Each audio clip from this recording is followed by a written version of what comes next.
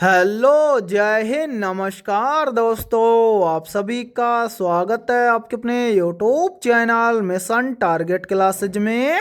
आज के इस क्लास में हम यूपी पुलिस होमगार्ड नई भर्ती परीक्षा 2025-26 के लिए जीके, जीएस और साइंस के क्वेश्चनों का बहुत ही शानदार और इम्पोर्टेंट क्वेश्चन पेपर लेकर आए हैं। और मेरे भाई, इस क्वेश्चन पेपर के अंदर हमने उन्हीं क्वेश्चनों को कवर किया है जो क्वेश्चन आपके यूपी पुलिस होमगार्ड नई भर्ती परीक्षा 2025-26 के लिए इंपॉर्टेंट रहेंगे। इसलिए आप सभी अभ्यर्थी इस क्वेश्चन पेपर को कंप्लीट जरूर देखें। और इस क्वेश्चन पेपर के एंड में आप सभी को बताना है कि आपके टोटल कितने क्वेश्चन सही होते हैं। और यदि आप हमारे इस यूट्यूब चैनल से पहली बार जुड़े हैं तो इस यूट्यूब चैनल को कर लीजिए सब्सक्राइब और बेल आइकन को प्रेस करना, ताकि ऐसी शानदार क्लास का नोटिफिकेशन आपको सबसे पहले देखने को मिले। तो चलिए शुरू करते हैं आज के इस क्वेश्चन पेपर को बिना देरी के। पहला प्रश्न है आप सभी के सामने, लोकसभा की प्रथम महिला अध्यक्ष कौन थी? Option A Sushma Swaraj, option B है सुचेता कृपलानी, ऑप्शन सी है मीरा कुमार और ऑप्शन डी है सरोजनी नायडू। तो यहाँ पर देखिए इन चारों में से करेक्ट आंसर हो जाएगा सभी का ऑप्शन है सी। लोकसभा की प्रथम महिला अध्यक्ष थी मीरा कुमार। तो पहले प्रश्न के अंदर करेक्ट आंसर हो जाएगा सभी का ऑप्शन है सी।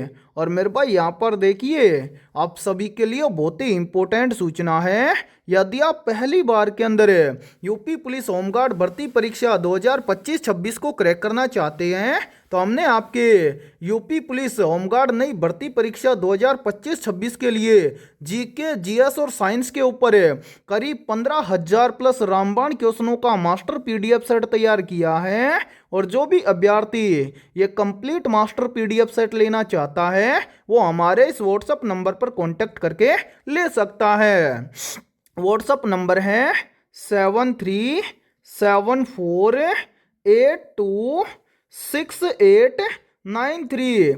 ये हमारा व्हाट्सएप नंबर है। इस व्हाट्सएप नंबर पर आप कांटेक्ट करके इस कंप्लीट मास्टर पीडीएफ सेट को ले सकते हैं। और मेरे भाई इस कंप्लीट मास्टर पीडीएफ सेट की प्राइस हमने रखी है मात्र और मात्र 80 रुपये। यानी कि ये कंप्लीट मास्टर पीडीएफ सेट आपको मिलने वाला है मात्र और मात्र 80 रुपये की फीस के अंदर है। और मैं आप सभी को ये गारंटी देता हूँ, यदि आप एग्जाम से पहले इस कंप्लीट मास्टर पीडीएफ सेट को आप अच्छे से तैयार कर लेते हैं तो ज़्यादातर क्वेश्चन आपको एग्जाम के अंदर इसी मास्टर पीडीएफ सेट से देखने को मिलेंगे।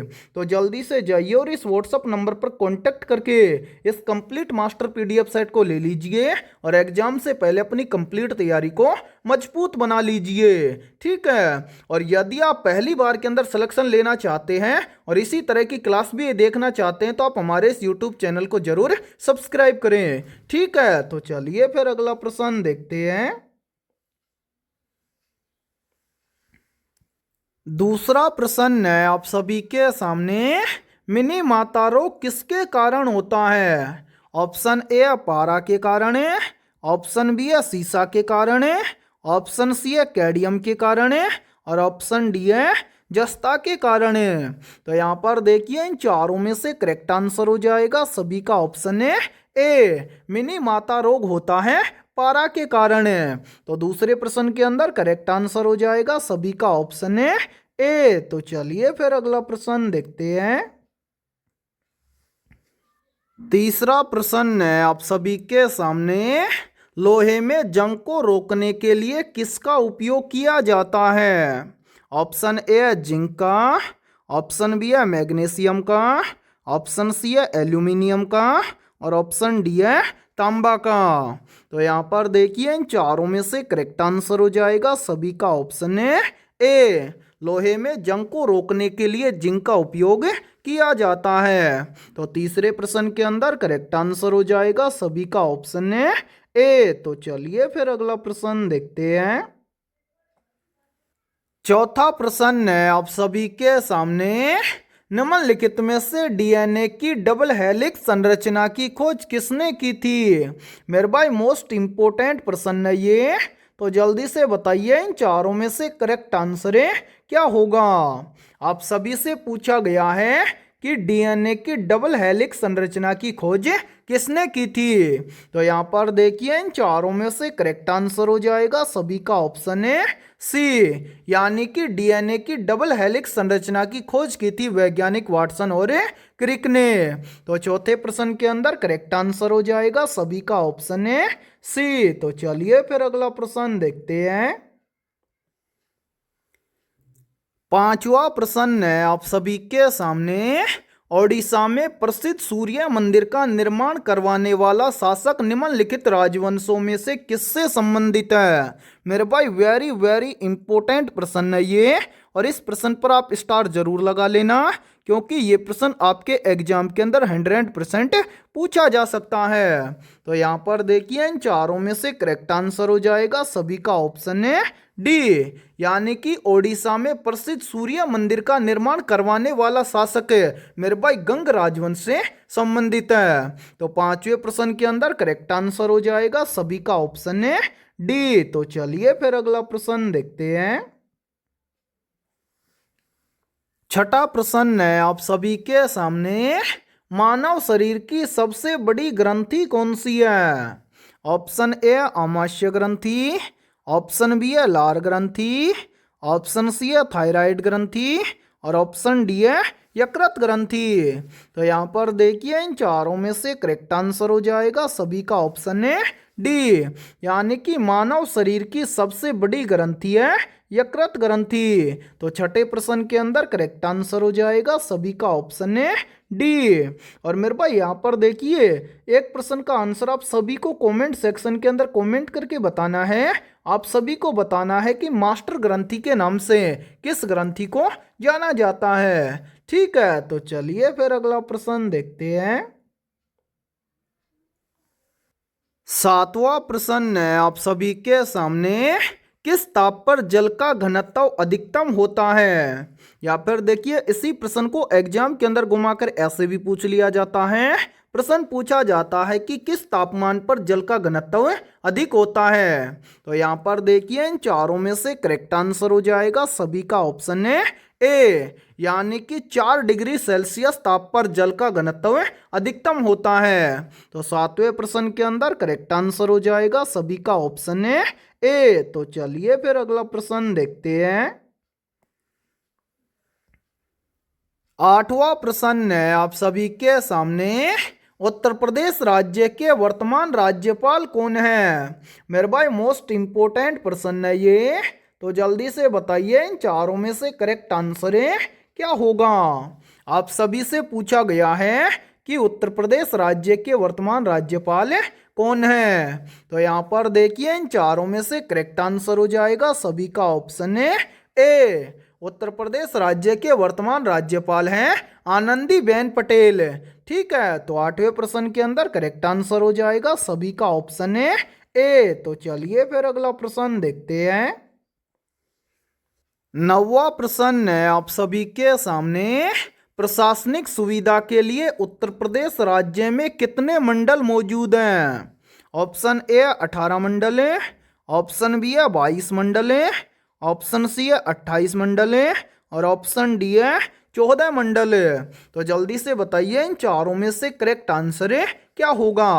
आप सभी से पूछा गया है प्रशासनिक सुविधा के लिए उत्तर प्रदेश राज्य में कितने मंडल मौजूद हैं। तो यहाँ पर देखिए इन चारों में से करेक्ट आंसर हो जाएगा सभी का ऑप्शन है ए, यानी कि प्रशासनिक सुविधा के लिए उत्तर प्रदेश राज्य में 18 मंडल मौजूद हैं। तो नौवें प्रश्न के अंदर करेक्ट आंसर हो जाएगा सभी का ऑप्शन है ए। तो चलिए फिर अगला प्रश्न देखते हैं। 10वां प्रश्न है आप सभी के सामने। गौतम बुद्ध को ज्ञान की प्राप्ति कहाँ हुई थी? ऑप्शन ए सारनाथ में, ऑप्शन बी है बोधगया में, ऑप्शन सी है वैशाली में, और ऑप्शन डी है कुशीनगर में। तो यहाँ पर देखिए इन चारों में से करेक्ट आंसर हो जाएगा सभी का ऑप्शन है बी।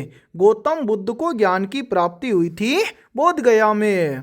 तो 10वें प्रश्न के अंदर करेक्ट आंसर हो जाएगा सभी का ऑप्शन है बी। और मेरे भाई यहाँ पर देखिए, यदि ये क्लास आपको पसंद आ रही है तो जल्दी से एक बार आप सभी अभ्यर्थी इस क्लास को लाइक कर दीजिए। और यदि आप हमारे इस YouTube चैनल से पहली बार जुड़े हैं तो इस YouTube चैनल को कर लीजिए सब्सक्राइब और बेल आइकन को प्रेस करना, ताकि ऐसी ही शानदार क्लास का नोटिफिकेशन आपको सबसे पहले देखने को मिले। तो चलिए फिर अगला प्रश्न देखते हैं। 11वां प्रश्न है आप सभी के सामने। निम्नलिखित में से पेनिसिलिन की खोज किस वैज्ञानिक ने की थी? मेरे भाई मोस्ट इंपोर्टेंट प्रश्न है ये, तो जल्दी से बताइए इन चारों में से करेक्ट आंसर है क्या होगा। आप सभी से पूछा गया है कि पेनिसिलिन की खोज किस वैज्ञानिक ने की थी। तो यहाँ पर देखिए इन चारों में से करेक्ट आंसर हो जाएगा सभी का ऑप्शन है सी। पेनिसिलिन की खोज की थी वैज्ञानिक अलेक्जेंडर फ्लेमिंग ने।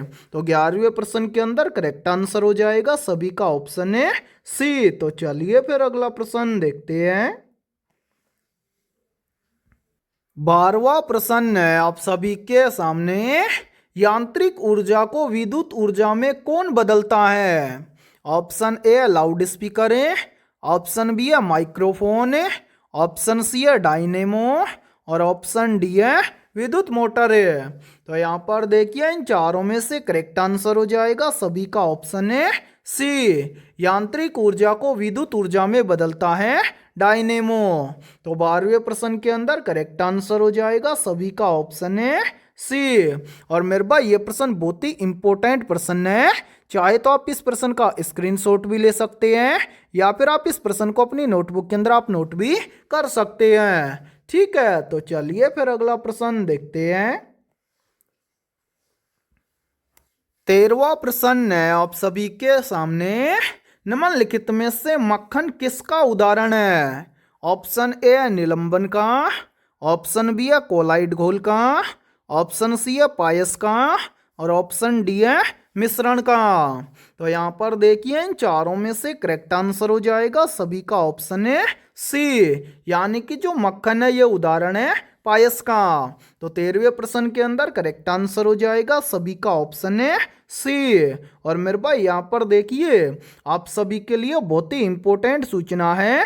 यदि आप पहली बार के अंदर यूपी पुलिस होमगार्ड नई भर्ती परीक्षा 2025-26 को पहली बार के अंदर क्रैक करना चाहते हैं तो हमने आपके यूपी पुलिस होमगार्ड नई भर्ती परीक्षा 2025-26 के लिए जीके, जीएस और साइंस के यानी कि इन सभी टॉपिक्स के ऊपर मेरे भाई करीब 15,000 प्लस रामबाण क्वेश्चनों का मास्टर पीडीएफ सेट तैयार किया है। और जो भी अभ्यर्थी ये कंप्लीट मास्टर पीडीएफ सेट लेना चाहता है वो हमारे इस व्हाट्सअप नंबर पर कांटेक्ट करके ले सकता है। व्हाट्सअप नंबर है 7374826893। ये हमारा व्हाट्सअप नंबर है। इस व्हाट्सअप नंबर पर आप कांटेक्ट करके इस कंप्लीट मास्टर पीडीएफ सेट को ले सकते हैं। और मेरे भाई इस कंप्लीट मास्टर पीडीएफ सेट की प्राइस हमने रखी है मात्र और मात्र 80 रुपये। यानी कि ये कंप्लीट मास्टर पीडीएफ सेट आपको मिलने वाला है मात्र और मात्र 80 रुपये की फीस के अंदर है। और मैं आप सभी को ये गारंटी देता हूँ यदि आप एग्जाम से पहले इस कंप्लीट मास्टर पीडीएफ सेट को अच्छे से तैयार कर लेते हैं तो ज़्यादातर क्वेश्चन आपको एग्जाम के अंदर इसी मास्टर पीडीएफ सेट से देखने को मिलेंगे। ठीक है, तो जल्दी से जाइए और इस व्हाट्सएप नंबर पर कांटेक्ट करके इस कंप्लीट मास्टर पीडीएफ सेट को ले लीजिए और एग्जाम से पहले अपनी कंप्लीट तैयारी को मजबूत बना लीजिए। ठीक है, तो चलिए फिर अगला प्रश्न देखते हैं। 14वां प्रश्न है आप सभी के सामने। निम्नलिखित में से रसोई गैस किसका मिश्रण होता है? ऑप्शन ए कार्बन मोनोऑक्साइड और मीथेन का, ऑप्शन बी है ब्यूटेन और प्रोपेन का, ऑप्शन सी है मीथेन और एथिलीन का और ऑप्शन डी है कार्बन डाइऑक्साइड और ऑक्सीजन का।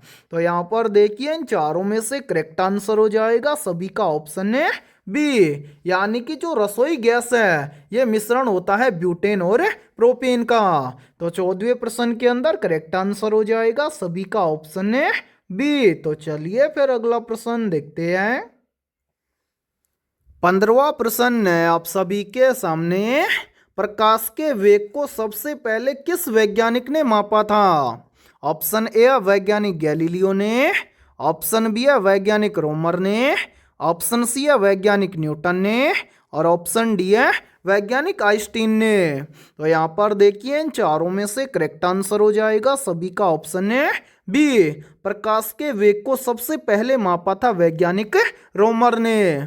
तो 15वें प्रश्न के अंदर करेक्ट आंसर हो जाएगा सभी का ऑप्शन है बी। तो मेरे भाई आज की इस क्लास के अंदर इतना ही।